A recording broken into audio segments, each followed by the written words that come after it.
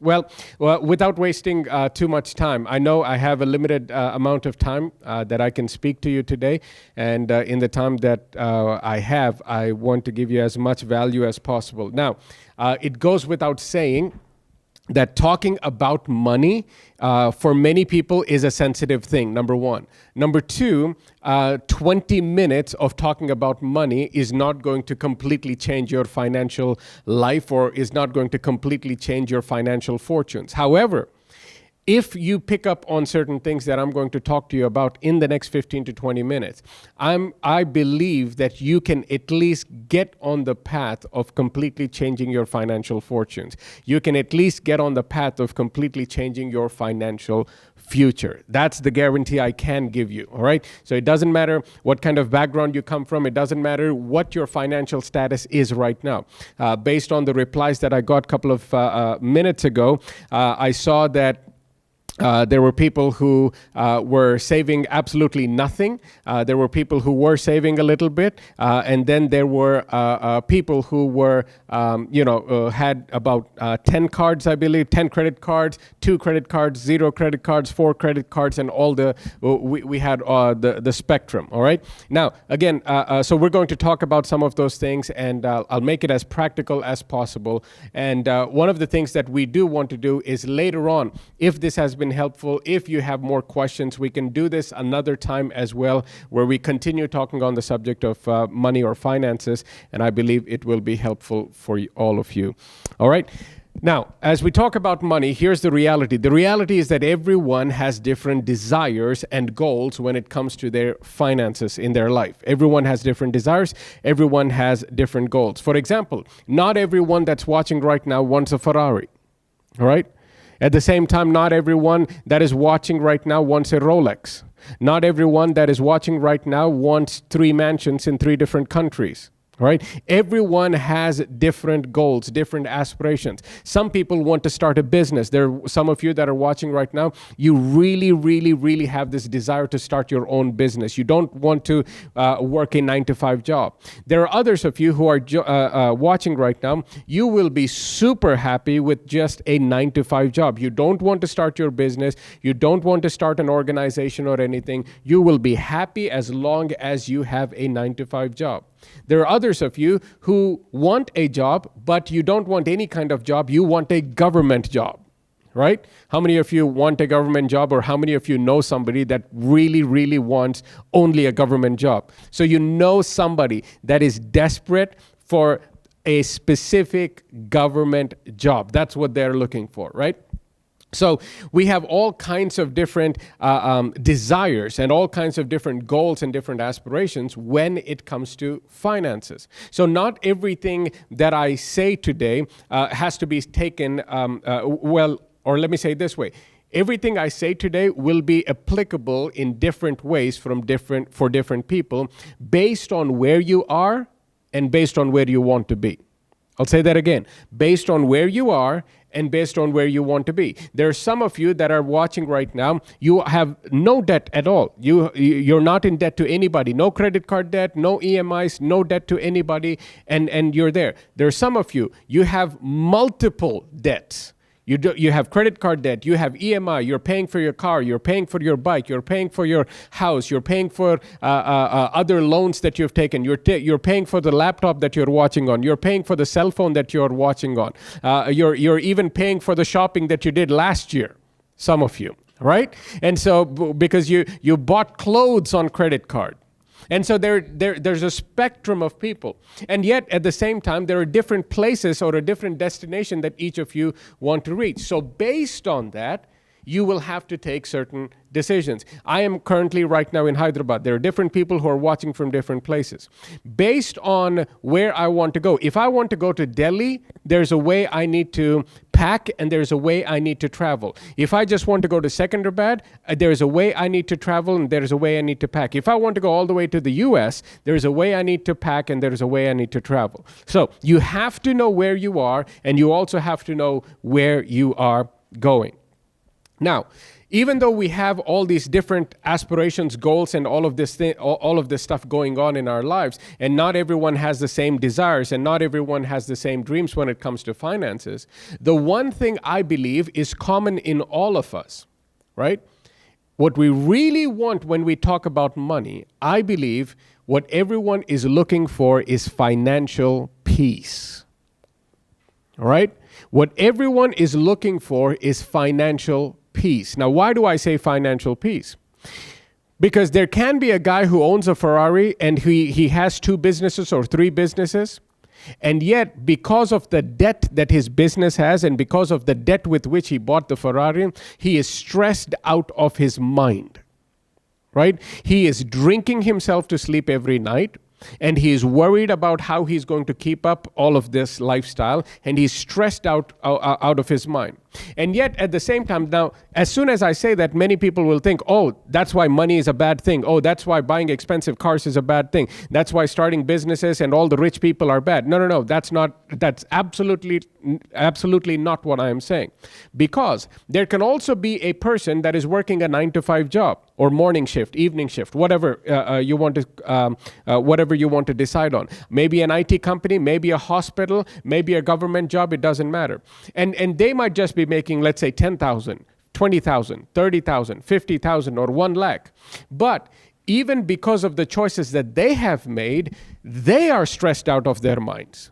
Now, the only difference is one guy is stressed out in a Ferrari, the other guy is stressed out on his bike. Are you understanding that? So one guy is stressed out while he's sitting in his mansion. The other guy is stressed out while he shares the 1-bedroom apartment with 3 other people. So what you're really looking for is not just a pile of cash in your life. What you're really looking for is not just a pile of money or making your bank account as fat as possible. What you're really looking for is financial peace. Financial peace. You want to be able to live a life where you are not worried about money, where you are not tensed up about money, where you're not losing sleep over money. All right? That's what I believe everyone is looking for in their life. And so depending on the goals, depending on the dreams and aspirations that you have, so that goal might be 2 big houses and 2 nice cars and whatever, a nice watch or whatever, and maybe you want to travel the world. Maybe you don't want 2 houses, but you want to travel the world. Maybe you don't want to travel the world, but you want a lot of money to do a lot of good work, and you have a lot of ideas, and you want to support NGOs and different things, and you want to give to different causes and organizations. So whatever the case may be, that's what everybody is looking for, financial peace, so that they can live a life of that's comfortable for them, where they're not stressed out about money, and also do the things that they are hoping for and desiring for in their life. All right? So here are 2 things that I want you to write down first, and then I'll get into the 5 points that I really want to get into. 2 things that I want every one of you to know about money is this. Number 1, money will make you more of who you already are. Money will make you more of who you already are. Money is not going to... See, a lot of people say money changes people, or that, once people started once he started earning more, he changed. Once he started the business and became successful, she changed, or whatever. People don't change because of money. Money just amplifies who they already were, right? Money amplifies who they already were. It's just that before they had all the money, they could not boast, they could not show off, they could not treat people a certain way. But now that they have the money, they are showing off or treating people a certain way, all of that now because they have the opportunity to do so. When you don't have the opportunity to do so, you don't even know whether you will do it or not. So before you had the money, you just thought they were a certain kind of person. But once the money came into their lives, now you see them change, or now you see a certain behavior in their life that you did not see before. But it's not because they changed. It just reveals who they are. So if you're a good person with good ideas, then you're going to be a good person with good ideas, even when you have a lot of money. But if you're a stingy person and has bad ideas, And you want to do evil with evil, if that's in your heart, when money comes, that's what is amplified, and that's what you will begin to do in your life. So number one, money will make you more of who you already are. Number two, now, even as you are thinking about the various places in which you find yourself in, I'm in 5,000 rupees of debt, 10,000, 50,000, 5 lakhs, 10 lakhs, 50 lakhs, 1 crore, 5 crores, 50 crores, whatever the number is for you. And even as you start learning about certain principles and start making those changes, one of the temptations is to quit. Right? One of the temptations is to quit is because you're not going to see changes quickly. And here's what I want you to know. When you change direction, financially speaking, when you change direction, things don't change overnight. But if you keep going, things will eventually change for the better. Right? That's important for you to know. Because the temptation will be, well, I tried to save, the last 2 months and nothing's really changing. My bank account is not really growing. I tried to invest and that was a loss. And so I guess all of this is a waste of time. And I don't want you to give in to that temptation. Understand this. When you change direction financially, things don't change overnight. But if you keep going, things will eventually change for the better. Things will eventually change for the better. All right. So now, here are 5 things that I want to talk about, 5 things that I think you can start doing today, right? 5 things that will start helping you move in the right direction or take the right direction financially, all right? Number 1, have a plan. Have a plan. Have a plan. And in brackets, you can write budget. Budget. All right. Now, when I say the word budget, the reality is, well, let me ask you this. Let me make this interactive. How many of you have a budget, or how many of you actually work with a budget every month? Now, when I talk about a budget, here's what I'm talking about. A budget is telling your money what to do, rather than being told what to do by your money. Right? Why do we have to have a budget, Pastor? Here's why. Because I don't know how many of you follow NCYA on Instagram, but a couple of days ago, there was a post on Instagram that said, money makes an excellent servant, but a terrible master. Money makes an excellent servant, but a terrible master. When you don't have a budget, when you don't have a plan, then what happens is money will start telling you what to do. And money will become your master. And when money becomes your master, guess what? It will always lead you in the wrong direction. So why is it important to have a budget? Budget is about you telling your money what to do rather than being told by your money what to do. All right? In the book of Luke, chapter 14 and verse 28, it says, "But don't begin until you count the cost. For who would begin construction of a building without first calculating the cost to see if there is enough money to finish it?"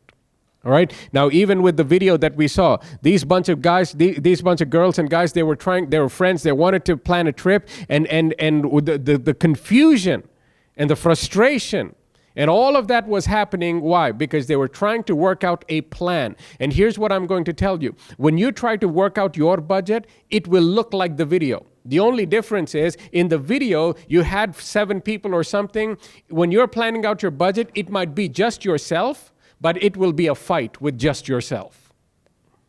You don't need 7 other people. You'll be talking to yourself and you'll have an argument all by yourself in the room. Now, that's just how it's going to be when you're trying to come up with a budget. Now, if anybody that is watching right now, I know a couple of people that are watching right now who are married. If you're married, you need to be budgeting with your spouse, not on your own. You need to be budgeting with your spouse. Your spouse has to be included on the plan. All right? Husband or wife, whoever is watching, make sure the other person is in on the budget as well. All right? So number 1, budget. Tell your money what to do. Don't be told by your money what you should do. You tell your money what it needs to do. Number 2, get out of debt. Get out of debt. Now, very quickly, how many of you are in debt? How many of you are in debt? Okay, all of a sudden, everyone got out of debt? All right, so more people are being honest now and letting me know that got out this month by God's grace. All right, that's good. Well, everybody, clap for Chinna. He got out of debt. Praise God for that. That's always good news. All right, that's good. That's good. All right, now why is it important to get out of debt? Now, Proverbs chapter 22 and verse 7 says this: the poor are always ruled over by the rich, so don't borrow and put yourself under their power. You see that? Don't borrow and put yourself under their power. Now, debt can vary again in many ways. Now, especially in a country like India, debt can start from us asking our friend for something. And many of you, I know, that did not even answer and say that you were in debt. I know if I talk to your friends, I'm pretty sure they will let me know that you are in debt to them.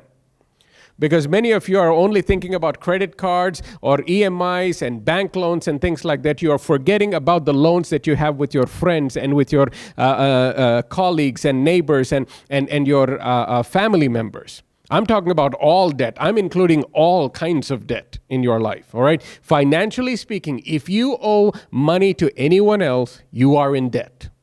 All right, you are in debt. And here he says, and this is why, some of you think, why was my relationship with my friend strained? Why was it broken? Because you got into debt.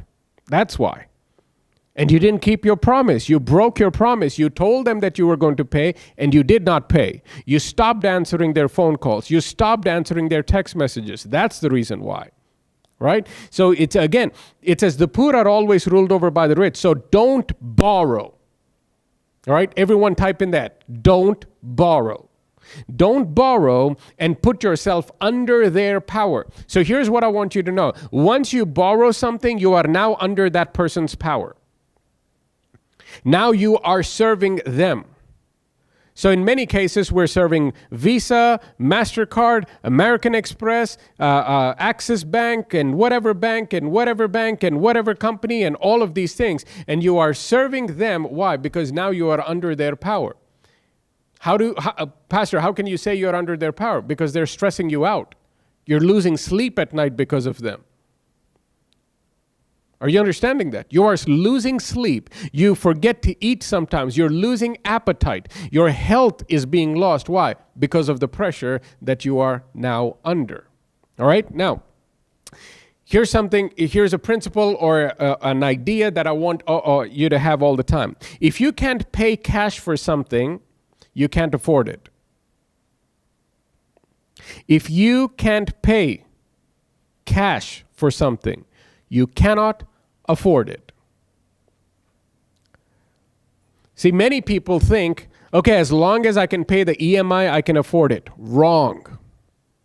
That's the wrong mentality. That's wrong thinking. If you cannot pay for the item in cash, you cannot pay for, you can't afford it. You can't afford it. Please get that.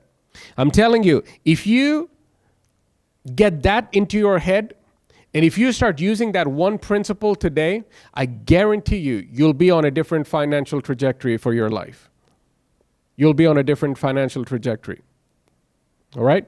Now, I understand once we get into the technicalities of things, there are times where you have 0% interest and you can buy certain things and then you can pay for a couple of months and 0% and no problems. If you're confident in those things, I understand. But a lot of times, most people who are in debt to credit cards and things that they have purchased, maybe it's a vehicle, maybe it's a cell phone, a computer, clothes, shoes, all of that, that is absolute no-no. You are paying way more than you have to pay for any of those items. Are you understanding that? All right? Now, also, don't get into debt trying to impress people. Most people get into debt trying to impress other people. Oh, they all have that phone, Pastor, so I need to have a phone better than the one that I have now. All my friends have upgraded their vehicles, so I need to have a better bike. All my friends have this particular gadget, so I need to have it too. All my friends are buying branded clothes or whatever the case may be, so I also need to. Don't get into debt trying to impress people. Let me say this. Some of you feel like if you stop impressing them, then they will no longer be in your life. Newsflash, they don't need to be in your life. They don't need to be in your life. If you need to constantly keep impressing the people to keep them in your life, you're hanging out with the wrong set of people. You're hanging out with the wrong set of people. If you need to wear a certain type of clothing, if you need to buy certain brands, if you need to have a certain cell phone, a certain product, and you have to go to certain places, and you're getting into debt to do all of that, you're hanging out with the wrong crowd. Get rid of those people. All right, which leads me into the third point for the day, which is check your circle. Okay, all right. Number 3, I'll go fast. Check your circle. 1 Corinthians chapter 15 and verse 33 says this. It says, do not be deceived. Evil company corrupts good habits. Do not be deceived. Evil company corrupts good habits. You know what that lets me know? That lets me know that you can have good habits. You can actually have good habits.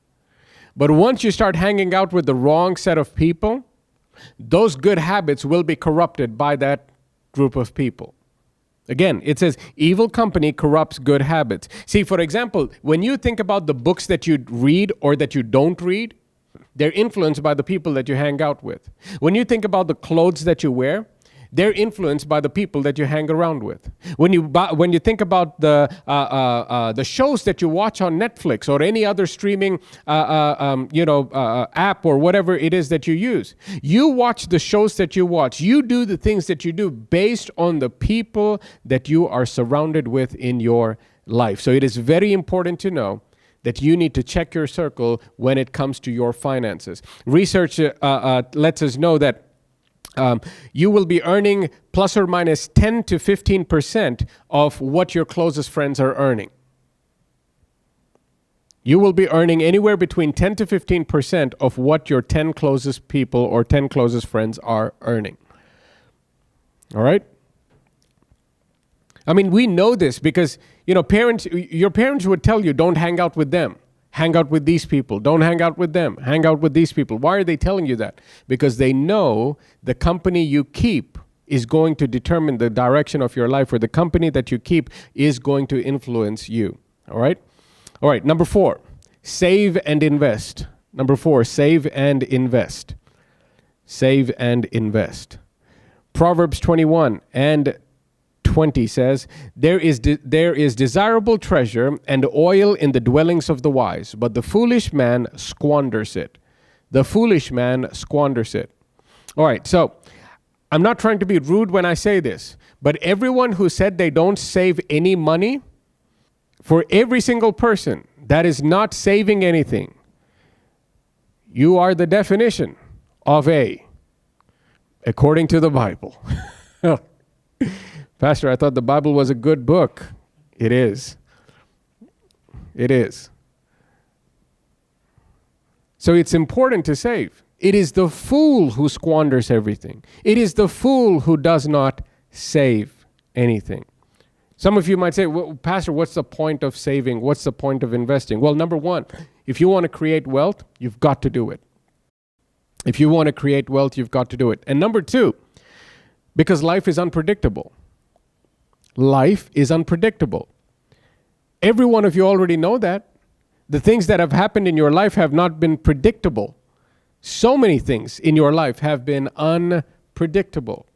What's going to happen when your car or bike breaks down and you're surprised with the bill? What happens when your cell phone breaks down, or when your cell phone falls and the screen, everybody, cracks? Right? How many of you had that happen? Anybody had that happen? Now, how many of you freaked out when that happened because of the amount of money you would have to spend? You didn't freak out because it's a cell phone. It's an object. You go to the shop, he just replaces the screen. You have a brand new screen. It's not like it's not going to work.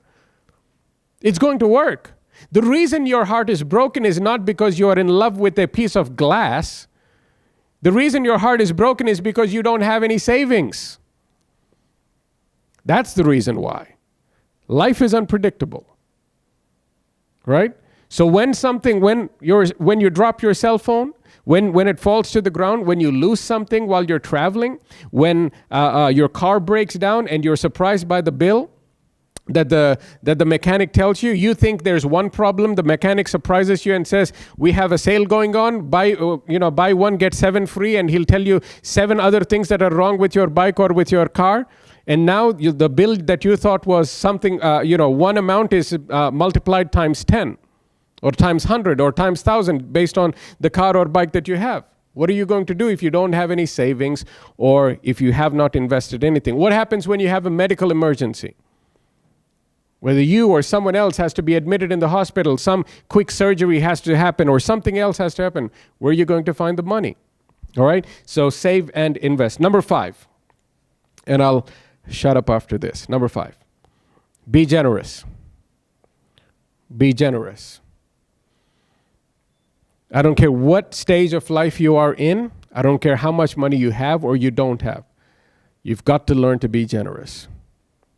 You've got to learn to be generous. All right. It says 2 Corinthians chapter 9 and verse 7 says, "For God loves a person who gives cheerfully."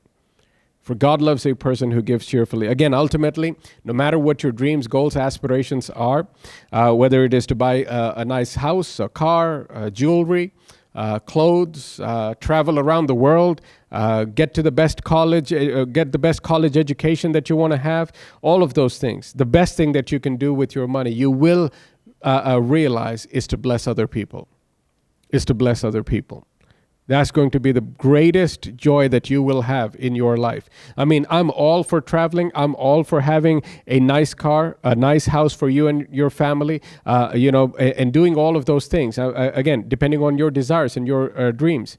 But I'm telling you, there's nothing like putting your money where it's a blessing to someone else and seeing their lives change and the joy that they experience because you were being a blessing in their life. And here's what I want to end with. Every single one of you, no matter where you find yourself, I want you to start thinking about these 5 steps. And I want you to start thinking about how you can start implementing those 5 steps in your life. I'm telling you, even though you may not have been generous so far, even though you may not have seen other people being generous so far, if you start getting to the place, or if you start the journey of being generous or becoming a generous person, I'm telling you, your life, your spouse, your children, your children's children are going to be affected by that, and you're going to leave a legacy worth following. All right?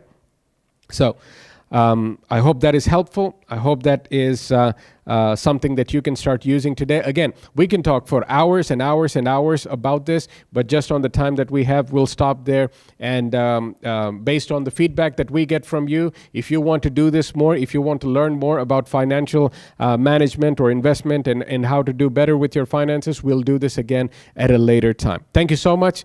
Be blessed. Jess, back to you.